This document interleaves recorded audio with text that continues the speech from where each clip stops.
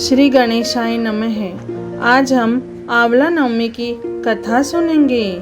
आंवलिया राजा की विशेष कथा आंवला नवमी को कही जाती है। एक राजा था, उसका प्रण था वह रोज 1.25 मन आंवले का दान करके ही खाना खाता था। इससे उसका नाम आंवलिया राजा पड़ गया था। एक दिन उसके बेटे बहू ने सोचा कि राजा इतने सारे आंवले रोजाना दान करते हैं, इस प्रकार तो एक दिन सारा खजाना खाली हो जाएगा। इसलिए बेटे ने राजा से कहा कि उसे इस तरह दान करना बंद कर देना चाहिए।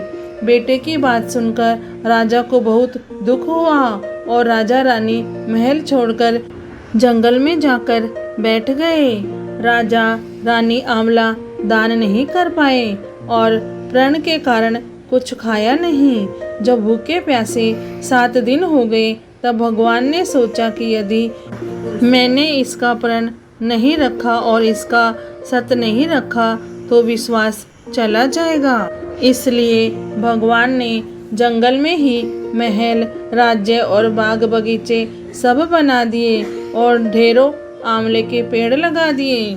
सुबह राजा रानी उठे, देखा कि जंगल में उनके राज्य से भी दुगना राज्य बसा हुआ है। राजा रानी से कहने लगे, रानी देख, कहते हैं सत मत छोड़े, सूरमा सत छोड़ा पत जाए, सत की छोड़ी लक्ष्मी फेर मिलेगी आए।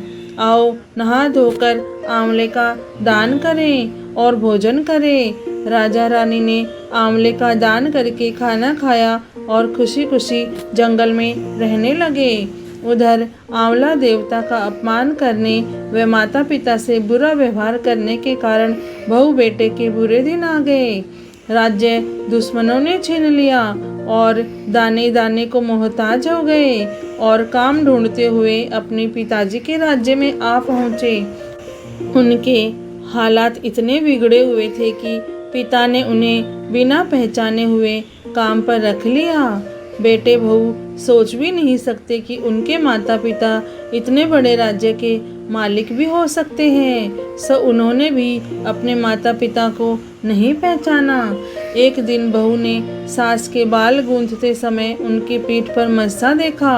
उसे यह सोचकर रोना आने लगा कि ऐसा मस्सा मेरी सास के भी था। हमने ये सोचकर उन्हें आंवले दान करने से रोका था कि हमारा धन नष्ट हो जाएगा। आज वे लोग न जाने कहाँ होंगे। यह सोचकर बहू को रोना आने लगा और आंसू टपक टपक कर सास की पीठ पर गिरने लगे।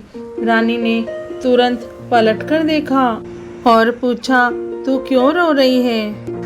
उसने बताया कि आपकी पीठ पर जैसा मस्सा है वैसा मेरी सास की पीठ पर भी था। हमने उन्हें आंवले दान करने से मना कर दिया था, इसलिए वे घर छोड़कर कहीं चले गए। तब रानी ने उन्हें पहचान लिया, सारा हाल पूछा और अपना हाल बताया। अपने बहू बेटे को समझाया कि दान करने से धन कम नहीं होता बल्कि बढ़ता है। बेटे बहू भी अब सुख से राजा रानी के साथ रहने लगे। हे भगवान, जैसा राजा रानी का सत रखा वैसा सबका सत रखना, कहते सुनते सारे परिवार का सुख रखना।